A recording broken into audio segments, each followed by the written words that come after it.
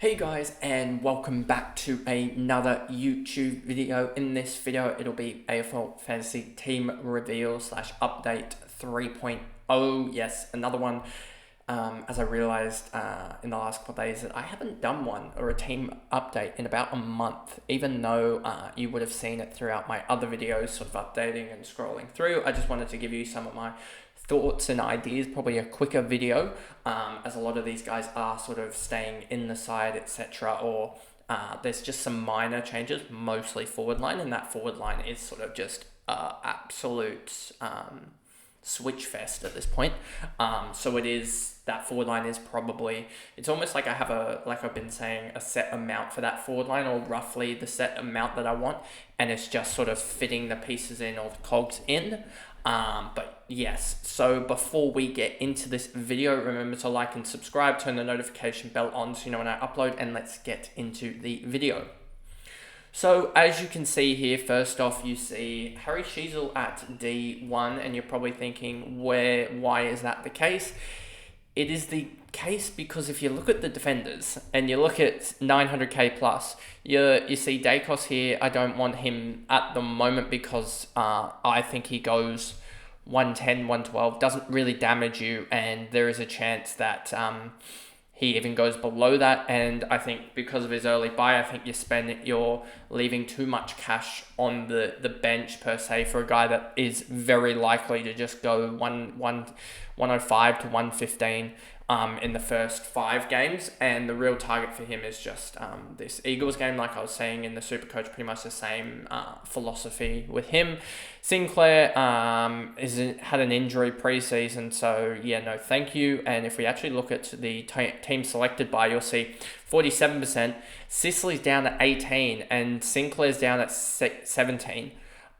Those two are both 22%, so they have dropped quite dramatically. If we actually go to here and go to here, if we go to bookmarks, I believe it's in here, BitMe, and then we go to here, this is, and luckily I found out that I had it actually in my bookmarks, this site, but I want to show you the Sicily and Sinclair decline.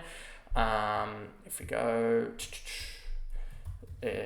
Sicily, please. No, I want Sicily, thanks. Sicily, if we show you here, you'll see it is slowly declined, and this is adjusted, but you can sort of see with the injuries, he's gone from about 30% to around that 27%. I actually want the, if I go here and go here, I actually want this one, because I think this is a better one. It shows you overall selections as well as the adjusted, because it will sort of show you if you go here, you'll see this is a sharp decline here. From that, you can see here that decline, and then you've also got Sinclair as well, and his decline as well. You can see that's a massive decline from almost 35% adjusted to just 25% adjusted, as both teams are getting filled out, and also the fact that he is getting chucked out of original teams. And then if you actually look at it, I think Sheezel is probably on the up almost, or holding. Yeah, you can see this. Look at Sheezel. He's just gone from 22% up to 36%, as he had a good practice match. He went somewhere in the region of 135 to 140, I would say, is differing reports among differing people. So you will see that he did have this massive, this would have been the game the day that he had it, but in the last couple of days, people have been like, Sinclair's out, Sicily's got the probably a more accountability role, so therefore we're going to swap to Sheezel. And that's sort of my thought process, is that if you look here, no one there that I really like. You look down here, Wangadeen Malira, he's going up, but I didn't think he had necessarily the greatest time, but we'll see in the practice games next week what's happening with him. Duggan doesn't have necessarily, it looks like, he has the role, but it looks like Reed didn't have the best game, but that's just an odd occurrence. That's, sometimes you just have a shocker. it's like a Caleb Sarong pulling out a 70 and you're like, wow, that was a shocking game. Or a Rory Laird 57 is almost the best example of that. Harley Reid ended up 26 or 27 fantasy points in a cramp-inducing game where he almost hit his break-even for fantasy in that game and he had a shocker. So I'm not too worried about that. But Duggan, yeah, I'm not too keen on at the moment. I think he's more of an upgrade target as he'll hold firm. Nick Newman has the early bye, and I don't think there's much upside there. Lockie Whitfield, I don't think there's too much upside. Luke Ryan, I don't think there's too much upside there, especially with the fact that he's still nursing an injury, it sounds like. Houston is an interesting one and one that I pondered over, but I don't really like it. Short has the early bye. Lloyd, I don't think really improves, and then you got Mitch Duncan, who could be one to stab at, but also it's Mitch Duncan. He could easily just pop a hammy, and I know that is a risk for guys like Yo, etc. and stuff like that. But Yo is going to be a cash generation in my opinion, whereas Mitch Duncan I don't think is really that much cash generation possible, and I don't think you want to. He's not really going to be a keeper, but I don't think you even want to have him as a guy that you can luxury trade up. So yeah, that was my thoughts on basically all of the premium defenders, and that leaves you with Sheasel. He should be fine. Yes, it may suck if he gets the sort of midfield role or a forward role, but by then you can probably just sideways him to Dacos, or hopefully Sicily will have some defenders back by then, or Sinclair will be fully running, or we can just sideways him to one of these guys like a Nick Newman after his bye, as that should be fine, or a Duggan, etc. So Sheasel just needs to get through the first 6 or 7 weeks, to be honest. Stewart's always been in my side. Hayden Young's always been in my side. And yeah, Young, when they played their best 22 last night, he was playing in the midfield, so he's fine, to be honest with you. And don't really look into the numbers as much. It was sort of just, you look at the role in these type of games. Elliot Yo, really liked the role. He ended up with a 78, so even though I'm not supposedly looking at numbers, I think the role is for having a sort of quiet game in terms of actually getting the ball, but having the good role. A 78 is fine. So in the end, I've actually contradicted myself in saying that don't look at the score for Hayden Young, but look at the score for Elliot Yo. But Hayden Young, I think, only played 2 quarters in the midfield and ended up with like a 45 or something like that. So it was fine. He was still on track for like a 90.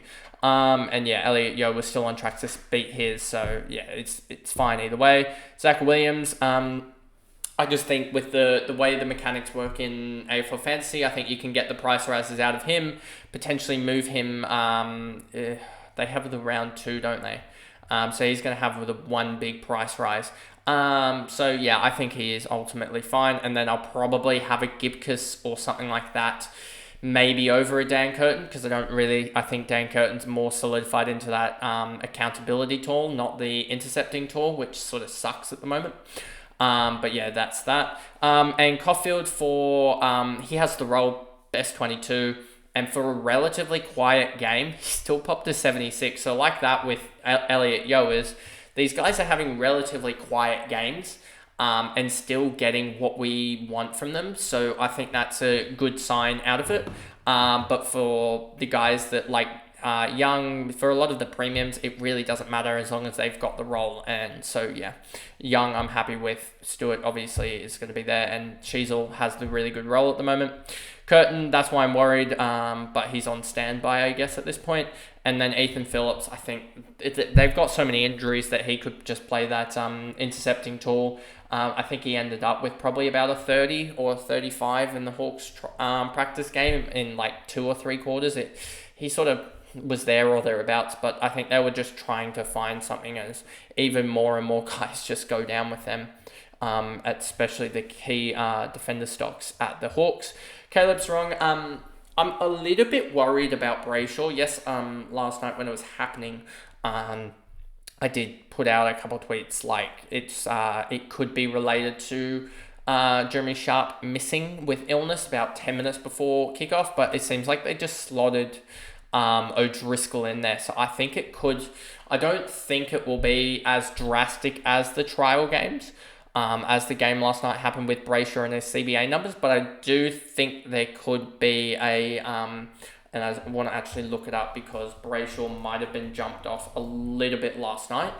Let's actually see. Yeah, you can sort of see him. I think he's going to be on a big downward trend. He lost about a percent ownership. I wouldn't be surprised if today he loses 2 or 3%.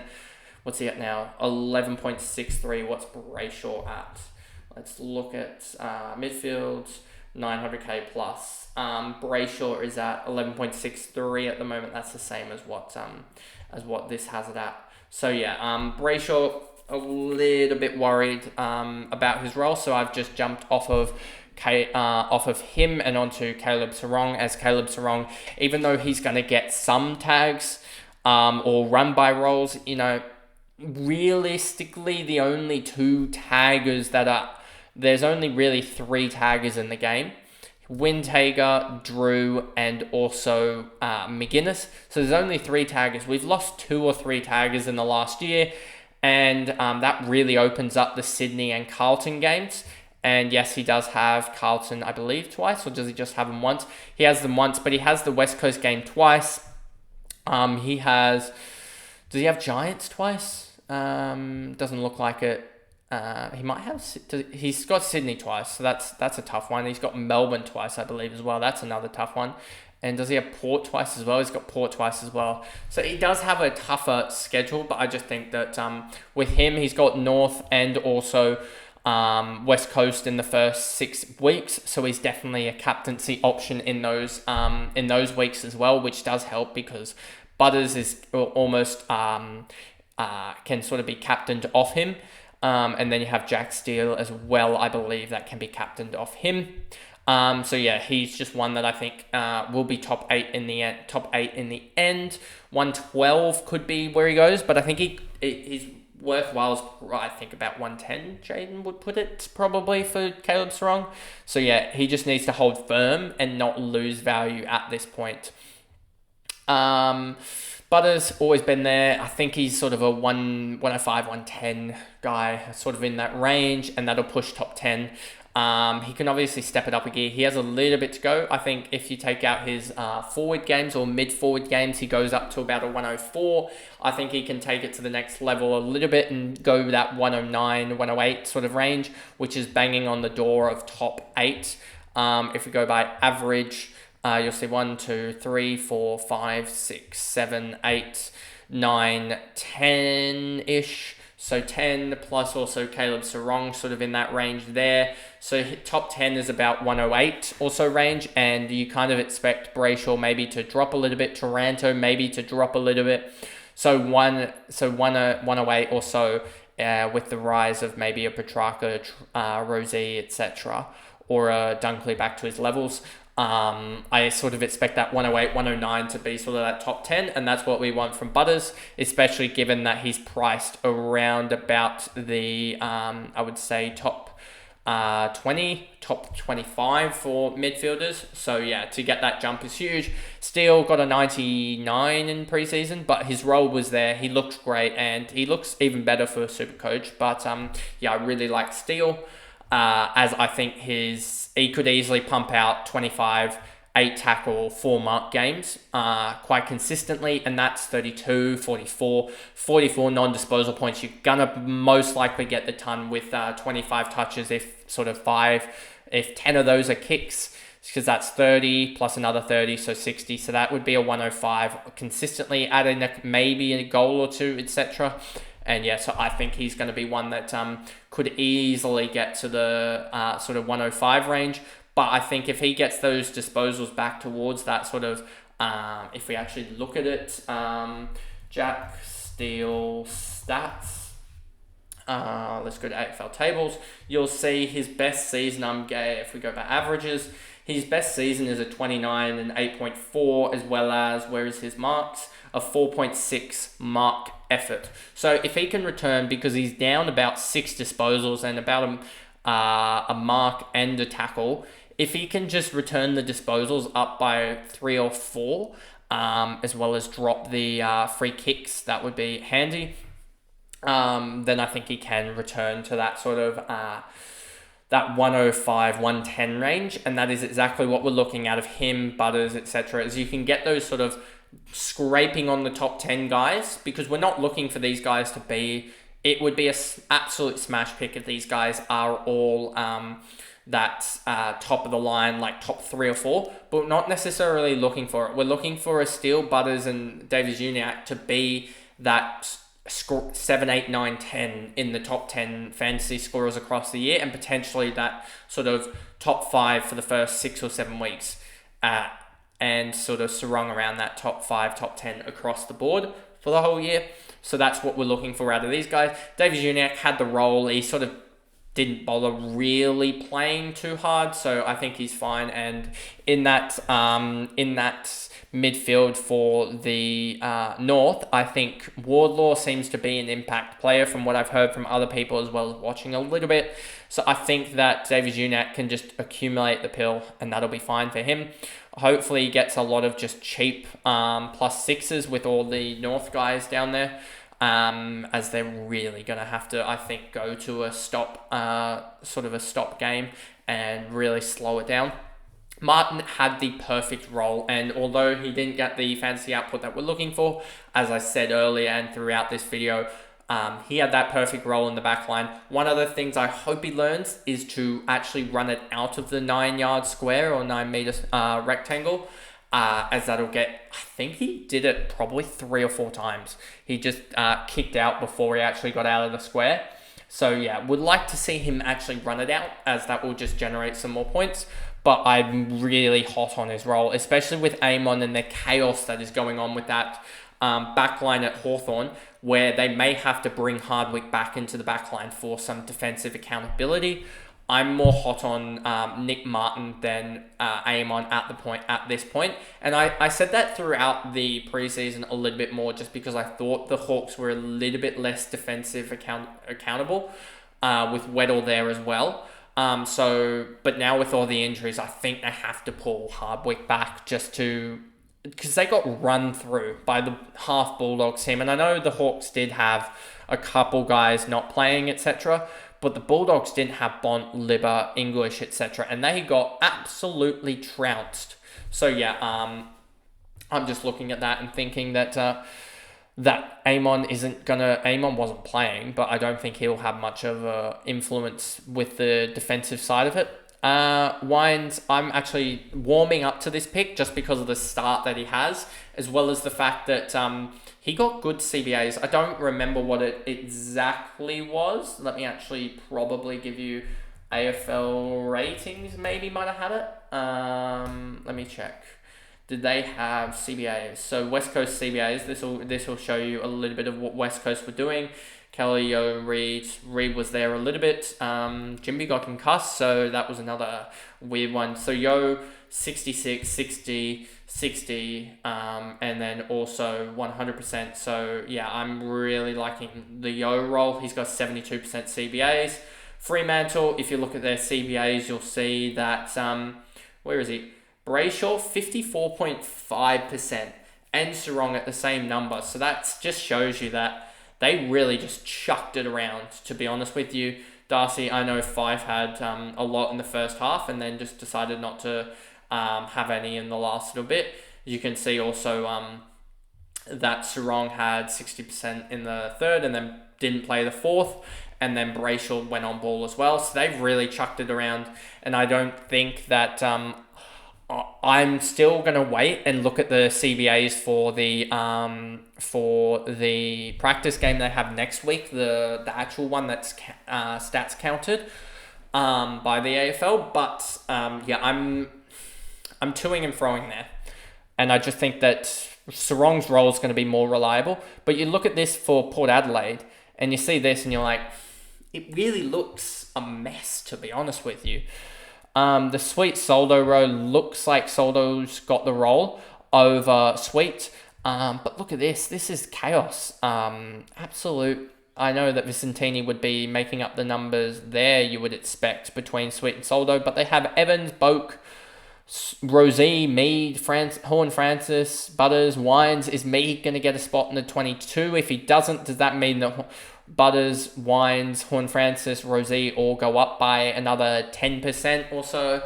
But yeah, I like the Wines not getting what he needs out of it. Let me just see. Do they have the Port Adelaide quarter by quarter breakdown? So you have Wines 100%, Wines 62%, Wines 88, and then Wines didn't play the last quarter, I don't think. So yeah, I think Wines is going to get heavy CBA numbers, and I like him over Crouch just because I think Crouch could potentially be switching with him, Rankin, Rochelle, sort of as that third midfielder. So I don't like it too much there compared to Wines, who I think is more set in stone as that third midfielder. And I think Wines has a little bit more history behind him to jump up towards that 100 sort of marker. But yeah, we just need him to go 100 through the first sort of 7 or 8, and then we use him as an upgrade, or potentially just swapping out to get a top of the line guy somewhere else across the ball, but we'll wait and see in that one. McKercher's role's absolutely fine. Sanders' role, absolutely fine. They're two guys that are doing well. Obviously, don't expect them to put up the numbers that they put up in the when they actually play. I think Sanders put up an 86 or something like that, and McKercher maybe a 73 in like 3 or 4 quarters. So yeah, I don't think it will be as fluid across the season, but I actually expect somewhere across those numbers, but across the 4 quarters, because I think they played 3 each. I don't think Sanders will get as good a role as he did. I think it was around that 70% CBA. I think it will be around 40. And Colby will also have McDonald and some other guys in the back line, and Fisher only played a half a footy, whereas Colby, I think, played 3 or 4 quarters, so I think it'll be a little bit tougher to get all of the touches that he did, but he's fine. Sharp, we just need him to play round 1. He should be fine. He was an illness like 10-15 minutes before kickoff, so that's fine. Jai Clark, he looked all right in, I think, the Geelong-Carlton game, so I think he'll get first crack there. Gordon Grundy, I think that's just sort of, I hope it's set and forget, but we'll see about that. Toby Conway looks to be a massive ruck off with him and, is it Stanley at the moment, for that number 1 ruck. They could easily split it. I hope they don't, because if they don't split it, I could see Conway doing 60 across the first sort of 7-8 weeks, and that's all that we need from him. And then we can just downgrade him to potentially maybe even a Livingston plays, but that would be as a second ruck, and I think Williams would be a majority ruck. But we'll wait and see in that one. But yes, so Conway is hopefully, as we saw Sweet sort of his role fall apart. So hopefully Conway is the number 1 ruck at Geelong. Then we go to the forward line, and this is an absolute mess. Fisher's sticking at the moment, just because he's got a role that can produce 90s, and that would be so much upside. That would be 20 points upside. Billings, at the moment, he's the guy that's sitting there. Fife's been there in the last 24 hours. McDonald's been there in the last 24 hours. James Jordan's been in there as well. So this sort of 3 and these two, F2 and F3, are just flipping around like crazy, trying to find a combination that's going to work. And at the moment, it's Billings and McKenzie. I think these two can just last 6 or 7 weeks. I think Billings could be an interesting one with the Brayshaw retirement. It's either going to be him or Trent Rivers that I think gets that spot in the midfield, which could also open up potentially a Marty Hore coming back into the side. We don't know about that. But yeah, Billings, if he gets the midfield role, he could go 90, and 90 would be plus 30. So yeah, I'm looking at him and just hoping he gets the midfield role at the moment. But we'll see round 0 as well as their practice game next week. Cam McKenzie looked really good, had 20 odd touches for I think a 70. Only problem is Huswaite went absolutely nuts and pulled out a 101 fantasy score and had the perfect role. And I think he really looks good with his size as well. He gives them a different option to sort of the likes of a Connor Nash in that midfield. They get that 190 plus centimetre guy. So yeah, worried a little bit about McKenzie, but with Will Day being out as well as a lot of other numbers, if they lose one more in that midfield, he's almost guaranteed in that midfield. He looks ahead of Ward, he just looks behind Hustwaite, so that is sort of a problem, but I think that he definitely looked better and grew into that game quite a lot. So if he does get the role, he could get a 70, 75 on the regular, which will be good for the first 6 or 7 weeks. But it's sort of, do you want a guy like Fife who's going to be in the side, but potentially a sub-out risk at like 60, 70, but he could push an 80? Or do you want James Jordan who, Swans fans are sort of 50, I would say 75-25 from what I've heard on James Jordan or McInerney. So whether Jordan could easily just slot in here. And that wouldn't be as bad because it would just be him and McRae as the guys out on that. And I'd have Lazaro looks like he'll play, Kean Brown looks like he'll play, and Sean Manor should play. So I'll have enough to cover them in the forward line. But I don't think James Jordan is going to do anything more than a 70 to 80, to be honest with you. But maybe Roberts was just hiding that role a little bit, that James Jordan could get a little bit of those cheap marks. So I think if James Jordan, I think the line for me with James Jordan is a 70 in that round 0, and that's what I'll go with. But Cam McKenzie, Fife, Jordan, there's sort of a lot of other guys, and that's why I had it set on at the start of the video, 400k. The forwards, as you look here, you got Fife, James Jordan. Sardis looked all right in his practice game, but also is he in the side? That's a problem there. The 300k forwards, there's no one really, and then 500k forwards, no one really, and then we get the 600kers that you got Taylor Adams, highly owned. I don't know about him at the moment and whether I want to necessarily select him, but we'll wait and see on that one.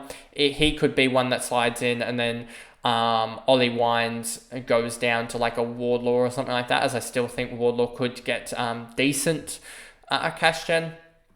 There is that. But that would inflate my risk with my round 5 buy guys, so I don't really want that.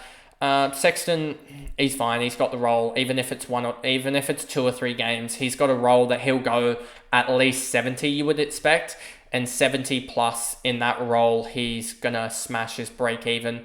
If we look at, say, a Finlay McRae plus 6k, it's around about 750 per break even difference. And if he goes plus 30, plus 40 in the first week alone, and say that's doubled for the price rise, you'll see him go potentially somewhere close to 70k in the first price jump, if not even more. And so you could genuinely, if Sexton goes 100, he could jump up 100k, which would be absolutely fantastic. And that would almost cover off him being a decent selection, as well as you've made enough cash and almost already off that round 0. And he has 2 weeks of it. If he can have 2 good weeks of it, then you can almost just upgrade him to a... there's no real Carlton guys or a GWS guy necessarily in the forward line, but he could get 120k in the first 2 price rises, and that'll be enough alongside someone else, hopefully, to upgrade him.